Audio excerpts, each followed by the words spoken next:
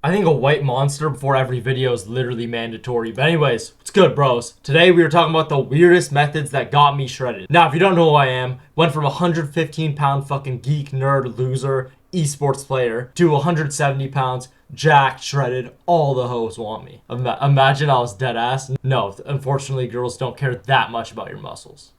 Unless you're shredded. So that's why we're covering in today's video the weird methods that actually got me shredded, so you could also, go out, look more attractive, feel more confident, and actually get shredded. Without further ado, let's get into it. By the way, I'm recording this at like fucking 6 a.m. So I am tired as fuck, but I'm fired up to make this video. And obviously, white monster, fucking, how can you not be fired up, boys? Diet Coke. Now you might be like, what the fuck?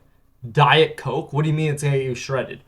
Diet sodas or anything, right, that is like a zero cal, zero sugar thing is overpowered, because if you're actually eating a very consistent meal plan, oh my god, it gets boring as fuck for most people. Unfortunately for me, even me who loves eating bodybuilding meals, if I could eat beef and rice my whole life, every meal, I would not mind. But I still get bored, right? So what I do to mitigate the boredness is have Diet Coke, right? Diet sodas. And they are 0 calories and actually don't make you fat. There is nothing other than the test maxers spreading some propaganda. It's so bad for you. Well, being fat's bad for you too, bro.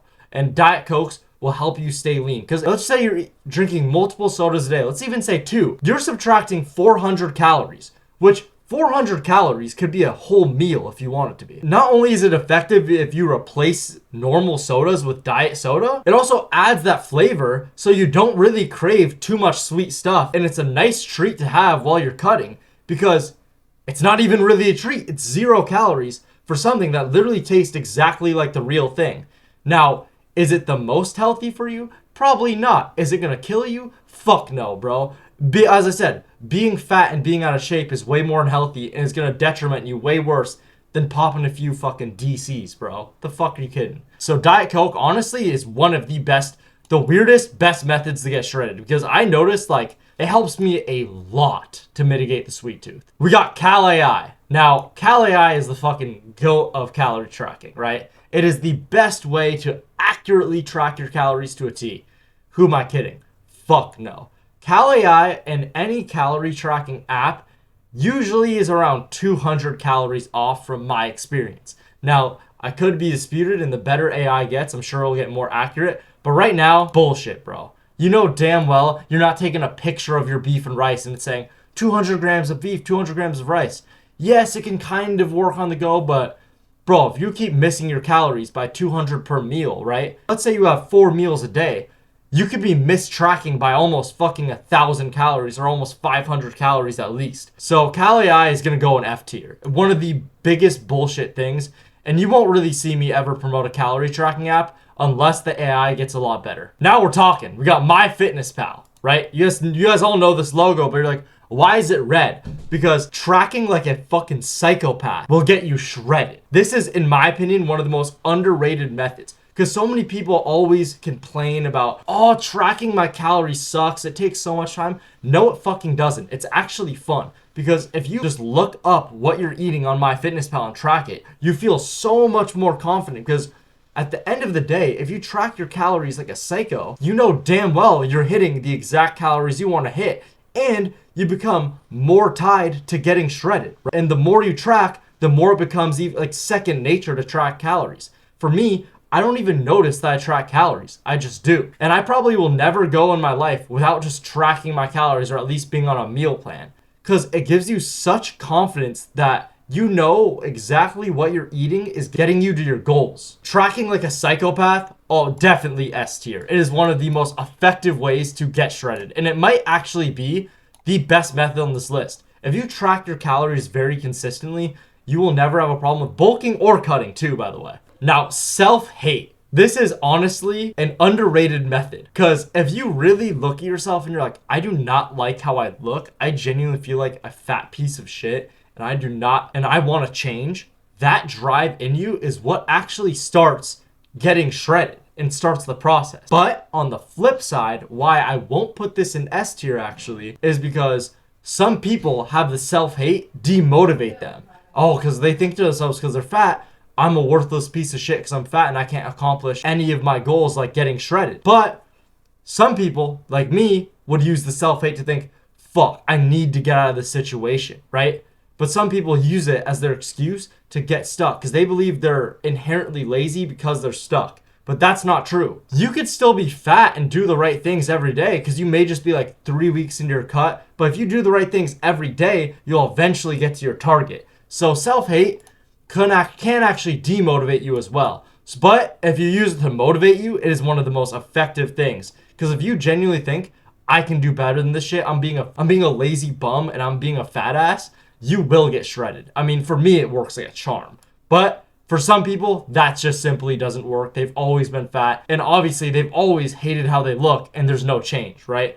It's only the people that let it motivate them that get the benefits from this one. Oh, here we go. Now we're getting controversial. Reta. Now, retatrutide is a cutting peptide that hits all 3 fat receptors and suppresses the fuck out of your appetite. So, my friend Damien sells Reta. If you want to go get Reta, go for it.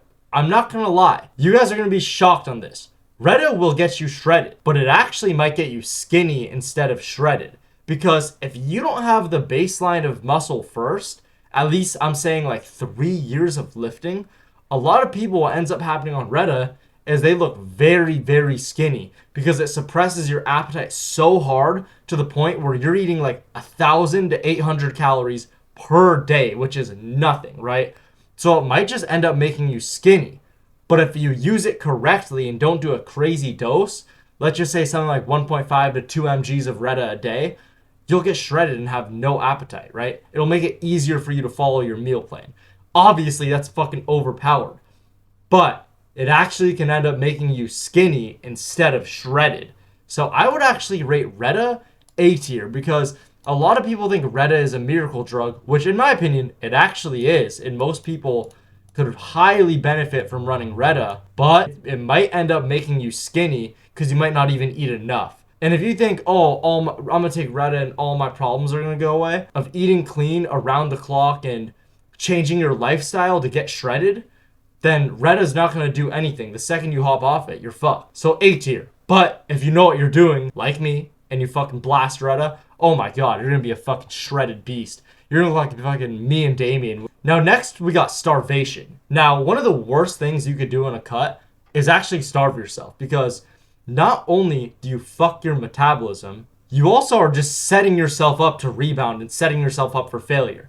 Let me give you guys a little story about my background. When I did the bodybuilding show last September, it was a natty show, did it natural, and I absolutely starved myself to get down to like 6% body fat. What ended up happening, I was cutting and I wasn't even that much higher body fat before. I was around 8% and I wasn't even starving. The second I started starving and then tried to eat calories again, I would notice myself binging like crazy. And my hunger hormone was messed up from starving myself for months, not just like 1 or 2 months, like probably like 4 to 5 months. I always felt like I was starving, even though I'd eat like 3K calories a day. So starving yourself is the worst long-term play you can possibly make for your fat loss. Literally, it just sets you up for failure. So I would say starving is actually I would put it in the B tier right here. And B tier is the second lowest. I would say if this was a normal tier list and there was like a ton of tiers, B tier would be like the D tier. Pretty shitty, but you will get lean and shredded, but it won't last you very long. Probably one of the worst ways. Looking at jacked dudes on Instagram. Now, this is probably one of the most underrated things. And hear me out on this, guys. Here's like, that's probably the gayest thing I've ever heard. But I promise you guys, I'm not sus. I'm just explaining this. If you watch enough David Lade and Jeff Side edits, you will literally go, God damn, bro. I need to get shredded. I want to look like that. If you look at your inspirations online, whoever it is, and you have a kind of a goal physique or someone you watch a lot and they're fucking shredded, there's no better motivation than seeing them fucking blow up online, seeing them get all the benefits of being fucking shredded. So honestly, looking up to shredded influencers and watching a few David Lade edits and Jeff Side edits, that shit will motivate you for life. Because you'll never forget the image of their fucking awe-inspiring physique, because that's like your dream physique. That's exactly how you want to look. So looking up to influencers who are shredded, that has to be S tier, because having that inspiration makes you want to go hard because you want to push for that goal physique. Even if you don't necessarily have their genetics, it's so inspiring that alone can just push you to get shredded. Oh, another controversial one. Getting shredded to get girls. Now, in my opinion, if you're trying to get shredded to get girls, that's just so immature, bro.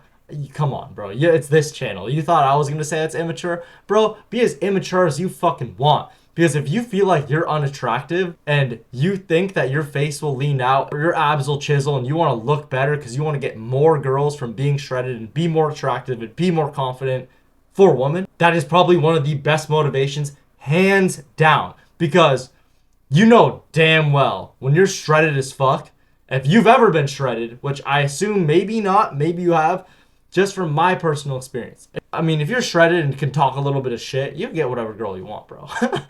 I won't lie. As long as you're not like super sped or super ugly, you'll be all right, dude. Being shredded is a cheat code. You know what I mean? There's a reason every single trend on TikTok, the bicep flex trend, the back muscles thing, where they really get obsessed with the back muscles. Girls love abs. Everything just gets better with women if you're shredded. And you know that.